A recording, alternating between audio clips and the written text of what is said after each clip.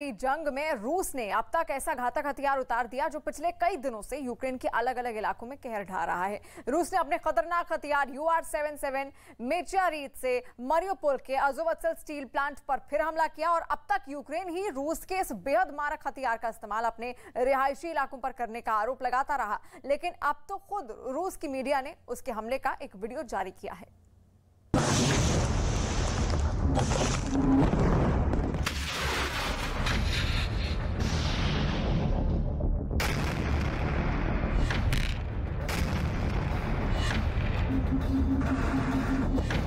ये यूक्रेन के टुकड़े टुकड़े करने वाला हथियार है।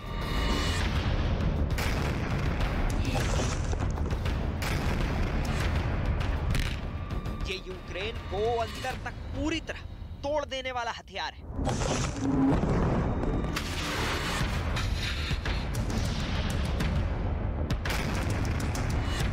पुतिन का ये कौन सा खतरनाक हथियार है?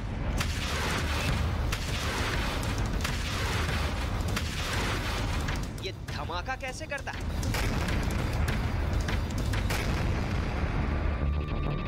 ये कितनी तबाही मचाता है?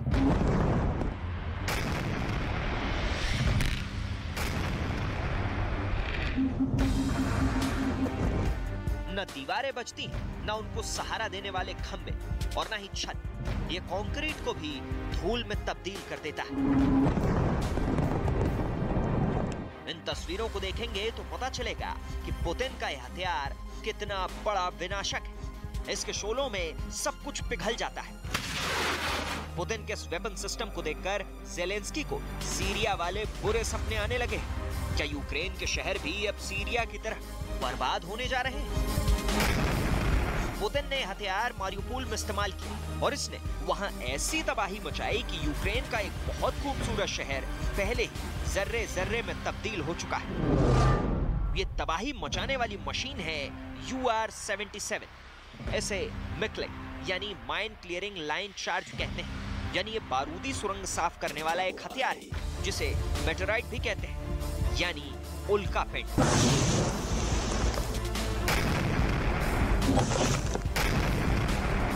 ये अपने निशाने की तरफ एक उल्का पिंड की तरह बढ़ता है और फिर उसे पूरी तरह नेस्तनाबूद कर देता है। लेकिन रूस इसका इस्तेमाल अब यूक्रेन के डॉनबास में करने जा रहा है और उसका निशाना बारूदी सुरंग नहीं बल्कि डॉनबास के आसपास यूक्रेन की फौज, जिसे वो उसी अंदाज में खत्म करना चाहता है जैसे मारियोपोल में किया। ये डॉनबास में रूस का रास्ता साफ करने के लिए सबसे खतरनाक हथियार कहा जा रहा है। Если кто-то вознамерится вмешаться в происходящие события со стороны, то они должны знать, да, и будут создавать для России неприемлемые для нас угрозы стратегического характера, они должны знать, что наш ответно-встречные удары будут молниеносными, быстрыми. У нас есть для этого все инструменты, такие, которыми не может сейчас похвастаться никто, а мы хвастаться не будем. देखिए UR-77 कैसे काम करता है। इसमें एक कॉम्बैक्ट व्हीकल में प्लास्टिक एक्सप्लोजिव से भरी रस्सी जैसी दिखने वाला चार्ज होता है। ऐसे रस्सी नुमा चार्ज को एक रॉकेट के जरिए 500 मीटर से 1 किलोमीटर की दूरी पर दागा जाता है। रॉकेट से रस्सी नुमा चार्ज उस जगह पर गिराया जाता है जहां माइनफील्ड हो या दुश्मन से भरा इलाका हो और फिर उसे दूर से बटन दबाकर उड़ा दिया जाता है, जिससे 90 मीटर के दायरे में जो कुछ भी होता है सब खत्म हो जाता है। अब एक बार फिर देखिए इसका प्रैक्टिकल, ये कैसे लॉन्च किया जाता है और कैसे माइनफील्ड या फिर दुश्मन से घिरे इलाके में ब्लास्ट होता है। दरअसल यूक्रेन में रूस की सेना जूझ रही है, इसमें कोई शक नहीं। युद्ध शुरू हुए 2 महीने हो चुके हैं और पुतिन अब तक अपने बड़े बड़े टारगेट यानी शहरों पर कब्जा नहीं कर पाए। ऐसे में अब तक जो काम रूस की मिसाइल नहीं कर पाई और जहां टैंक भी फेल हो गए, वहां अब पुतिन UR-77 को डिप्लॉय करके जल्द से जल्द अपना मिशन पूरा करना चाहते हैं और इसमें वो कोई कसर नहीं छोड़ेंगे। ये उनकी फौज का इतिहास बताता है। सीरिया में रूसी वेपन सिस्टम UR-77 को बशर अल असद की फौज इस्तेमाल कर चुकी है।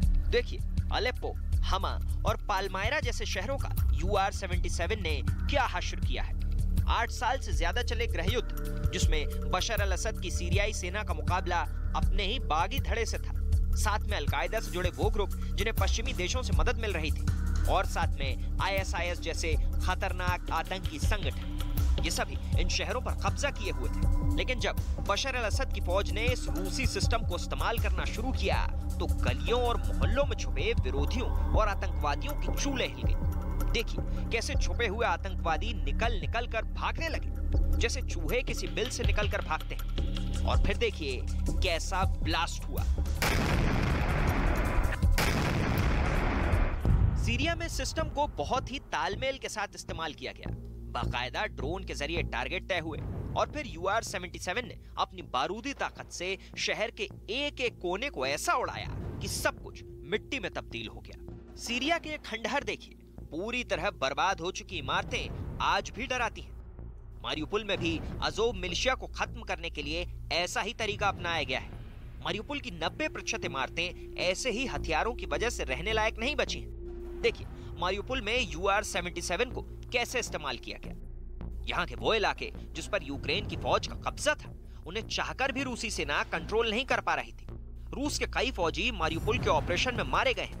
ऐसे में जब UR-77 को उतारा गया तो उसका कहर ऐसा बरपा कि मारियुपोल पर यूक्रेन की पकड़ कमजोर होती चली गई। UR-77 को रूस ने 1970 के दशक के आखिर में उतारा था और 30 साल बाद 2013 में वो इसका नया वर्जन UR-07M लेकर आया।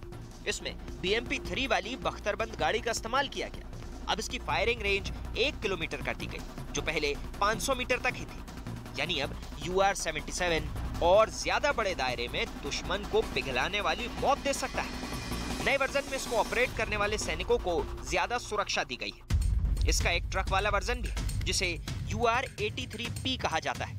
इसमें बारूद से भरी रस्सी एक ट्रक से लॉन्च की जाती है और फिर 30 सेकंड बाद देखिए कैसा जबरदस्त धमाका होता है।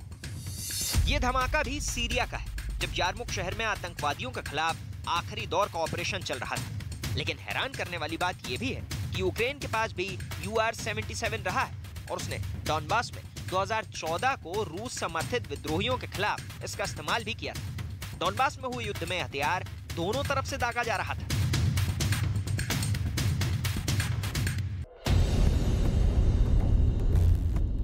फरवरी में जब से रूस ने यूक्रेन में युद्ध शुरू किया, तब ऐसे कई सिस्टम यूक्रेन में इस तरह देखे गए। यूक्रेन के लोग ऐसे कई भारी भरकम वेपन सिस्टम को अपने ट्रैक्टर से खींचते हुए नजर आए। जब 1970 में रूस ने इसे तैयार किया था, तब इसका नाम गोरिनिच सरपेंट रखा गया था, जो रूस की पौराणिक कथाओं में एक ड्रैगन का नाम कहा जाता है। तब इसका मकसद कुछ और था। ये वेपन सिस्टम 6 मीटर चौड़ी सड़क पर बिछी एंटी टैंक माइनफील्ड को साफ करने के लिए बनाया गया था, ताकि इसके ब्लास्ट से माइन में भी धमाका हो जाए और टैंक के साथ बाकी बख्तरबंद गाड़ियों के लिए रास्ता भी साफ हो जाए। इसके लॉन्चर में 90 मीटर की केबल होती है, जिसमें बारूद होता है और इसे 500 मीटर की दूरी तक लॉन्च किया जा सकता है। नए सिस्टम में ये 1 किलोमीटर के दायरे में जरूरत के हिसाब से रास्ता क्लियर कर सकता है। रूस इसका इस्तेमाल 1999 में चेचन्या में भी कर चुका है, जब रूस ने चेचन विद्रोहियों को खत्म करने के लिए ग्रोजनी शहर का ये हाल किया था।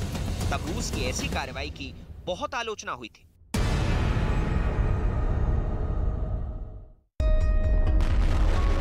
इससे पहले रूस थर्मोबैरिक रॉकेट के हमलों को लेकर भी खूब आलोचना झेल चुका है, जिसमें TOS-1 multi barrel rocket launcher system से हमला किया जाता है। थर्मोबैरिक रॉकेट जब फटता है तो आसपास की ऑक्सीजन को चूस लेता है और तब उस जगह पर इतनी ज्यादा गर्मी पैदा होती है कि किसी भी इंसान का जिस्म पिघल जाएगा। इसके धमाके देखकर आप अंदाजा लगा सकते हैं कि थर्मोबैरिक बम कितने खतरनाक होते हैं। जब ये बैटरी के साथ दागे जाते हैं तो ये एक फुटबॉल ग्राउंड जितने बड़े इलाके में सब कुछ खत्म करने की ताकत रखते हैं। इनके इस्तेमाल को लेकर रूस पर तमाम सवाल उठे हैं और इसकी तुलना केमिकल और जैविक हमलों से की जा रही है। ऐसा नहीं है कि अमेरिका के पास ऐसी तबाही मचाने वाले हथियार नहीं। अफगानिस्तान का ये वीडियो देखिए, ये है अमेरिका का M58 mine clearing line charge system, जो 1988 में सर्विस में शामिल हुआ। ये 100 मीटर के दायरे में ठीक वैसी ही तबाही मचाता है जैसा रूस का UR-77 90 मीटर में करता है। ये भी उतना ही खतरनाक है, इससे भी वैसा ही तेज धमाका होता है। ये बारूदी सुरंगों को खत्म करने के साथ साथ आसपास बने स्ट्रक्चर को भी खत्म कर देता है। अमेरिका ने अफगानिस्तान में तालिबान के ठिकानों को खत्म करने के लिए इसका खूब इस्तेमाल किया है। देखा जाए तो चाहे टॉस-1 हो, UR-77 हो या फिर M58, ये तीनों ही हथियार कोलेटरल डैमेज करते हैं, यानी इनकी जद में आम लोगों के आने का भी खतरा होता है। रूस अपने दोनों हथियार यानी टॉस-1 और UR-77 यूक्रेन में इस्तेमाल कर रहा है, जिसका उसे फायदा भी हुआ है। डॉनबास रीजन में रूस ने अपनी पूरी ताकत झोंक दी है। उसका दावा है कि 2 शहरों पर उसने कब्जा भी कर लिया है, जो पहले यूक्रेन की सेना के पास चले गए थे। डॉनबास में क्या हो रहा है, अब इसकी ग्राउंड रिपोर्ट दिखाते हैं। इस इलाके में खामोशी के बीच यूक्रेन की बख्तरबंद गाड़ियां बढ़ रही हैं। यहाँ रूस की तरफ से खूब बमबारी हुई है और अब नुकसान का जायजा लेने फोर्स पहुंचने लगी है। यूक्रेन का कहना है कि रूस की फौज यहाँ रिहायशी इलाकों को निशाना बना रही है, которые даже не хотели, убедили, переговорили, потому что в первую очередь должны убыть отсюда гражданские. Это не их не война, тут были дети, их надо было сразу их эвакуировать. डॉनबास में जंग बहुत तेज होने जा रही है, क्योंकि रूस ने अपनी पूरी टैंक पावर अब इसी इलाके की तरफ झोंक दी है। रूस के टैंक भी इस इलाके की तरफ तेजी से बढ़ रहे हैं और अब अलग-अलग मोर्चों पर यहाँ मारियुपोल जैसा युद्ध लड़ा जा रहा है। Відступати нема куди. А вони прийшли до нас, вони не... Більшість з них реально не розуміють, що вони тут роблять. Якщо там де-то когось трошки голова працює, вони розуміють, що вони тут вбивці просто і окупанти. इन सब के बीच यूक्रेन की रूह उस वक्त काम गई जब रूस ने दनादन कई कैलिबर मिसाइल लॉन्च की। खुद ज़ेलेंस्की ने सीधा इल्जाम लगाया कि ये मिसाइल यूक्रेन के न्यूक्लियर पावर प्लांट के ऊपर से गुजरी। ऐसे में सवाल है कि रूस के मिसाइल अटैक क्या न्यूक्लियर रिएक्टर को नुकसान पहुंचा सकते हैं? Прямо сьогодні вони запустили 3 ракети проти України так, що вони пролетіли безпосередньо над блоками наших атомних станцій. Причому одразу 3 атомних станцій – над Запорізькою, над Хмельницькою та Південно-Українською атомною електростанцією. Що це таке? Вони що, погрожують? Чи вони пристрілюються? Просто немає слів. Виявляється, що вони не усвідомлюють, що таке Чорнобиль. ऐसे हमले या कहें मिसाइल के रूट किसी भी बड़े परमाणु हादसे को दावत दे सकते हैं, इसमें कोई शक ही नहीं। लेकिन यह भी सच है कि यूक्रेन की युद्ध में इस वक्त माइंड गेम बहुत ज्यादा चल रहा है। पुतिन मिसाइल से भी अटैक कर रहे हैं और जमीन पर आग बरसाने वाले UR-77 और टॉस-1 वाली कयामत भी दिखा रहे हैं। डॉनबास इन हथियारों का अगला टारगेट है। जहां जहां ये हथियार इस्तेमाल होंगे, वहां बहुत भारी तबाही देखने को मिलेगी। ज़ेलेंस्की को इसके लिए तैयार रहना होगा, क्योंकि उनके पास इसके अलावा कोई विकल्प भी नहीं बचा, क्योंकि ना तो नेटो और ना ही अमेरिका रूस की तरफ से आने वाली बड़ी आफत को रोकने में गंभीर नजर आ रहे हैं। National law is very clear on this. We're entitled, all states are entitled, to provide military support to any state exercising the right of lawful defence against an aggressive invasion. And frankly, if Russia starts threatening other countries, it only adds further to their pariah status and will only further the, if you like, solidarity and the consensus of the international community that they must be stopped. देखा जाए तो ये Britain का जुबानी जमा खर्च ही कहा जाएगा, क्योंकि तमाम हथियार देने के बादों और उन्हें सप्लाई करने के साथ भी कोई भी देश रूस के खिलाफ डटकर खड़ा नहीं हो पा रहा।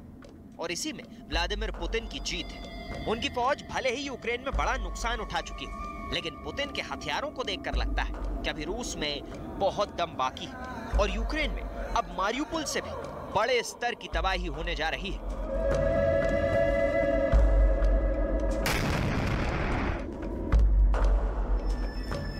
और मारियुपोल से भी